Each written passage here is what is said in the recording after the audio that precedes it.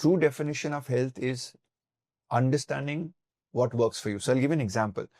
I once had this case of a lady who thought that she needed to take high protein diets, and she was from Coimbatore and she was not losing weight or anything. So she came to me. So I said, ma'am, you do your genetic test. In her genetic test, it came back that she had a balanced diet, more prone towards carbohydrate and higher fiber. And she used to do Pilates, she used to do workout and everything. And she says, no, I need to have 2 grams per kg body. I said, ma'am, just follow my diet for the first month. First month, she lost 5 kgs because all of it was inflammation. So she was taking a whey protein, and then to prove my point, I asked her to do a food intolerance test. All the milk parameters, including casein and whey, were all red. So the moment we changed that out and just made her eat natural protein, she shrunk in size by 5 kgs.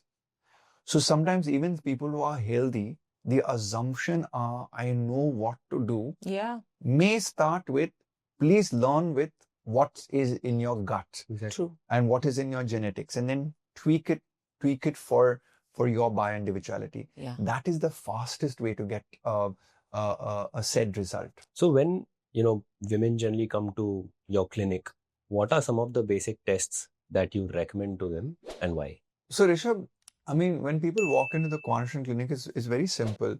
I first ask, what are you willing to spend on your body? Because a basic blood test will be 6,000 rupees, right? But if I want a vitamin and mineral entire profile, so people are like, I got it in my blood test, B12 and D, and folate.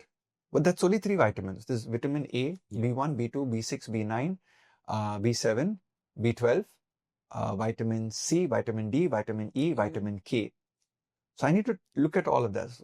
So people are like, okay, so then that blood test is around 12,000 rupees. But the moment you get the knowledge that something is not working, the next question they ask you is, what do I need to eat for that? Or what do I need to supplement for that? So that's one, the blood test, starting level. Then it's either the genetic test or the microbiome test. It depends. If a person comes to me with a gut, this part, the digestive, any digestive issue, I'm like, please do a gut microbiome. Because the gut microbiome changes every 3 months. But we get a philosophy of which foods to put in to fuel the good bacteria and which foods to cut out to stunt the growth of the Gunda bacteria. And those Gunda bacteria are causing the inflammation and all of that stuff. On the other hand, there's the genetic testing, which is the nutrition genetic testing, the fitness genetic testing, then there's the disease genetic testing.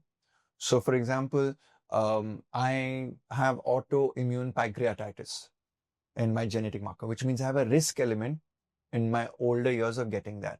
So what do? I will try and not develop diabetes, but I knew my father got diabetes at 55.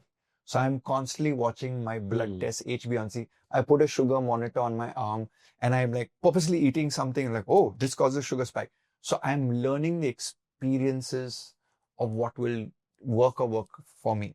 Now, most people don't come with that awareness because we are from the industry. So you're like, okay, Ryan Fernando, let's do all of these things. So what I tell people is that keep aside once in your year about 25,000 rupees for your diagnostics if you can afford it. So if a person cannot afford that, at least do the basic 800 to 2,000 rupee blood test, which is the hemoglobin, the iron, and the B12. These 3 blood tests, because you will come to know immediately.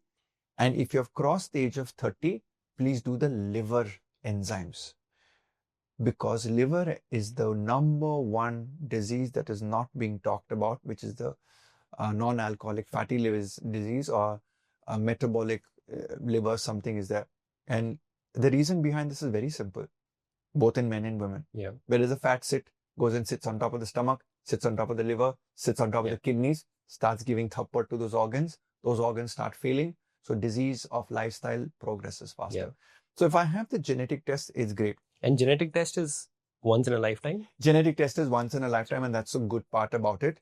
But I'll be honest with you, I've done my 3rd genetic test because the research that is coming out is even higher and higher. So the test results are getting better.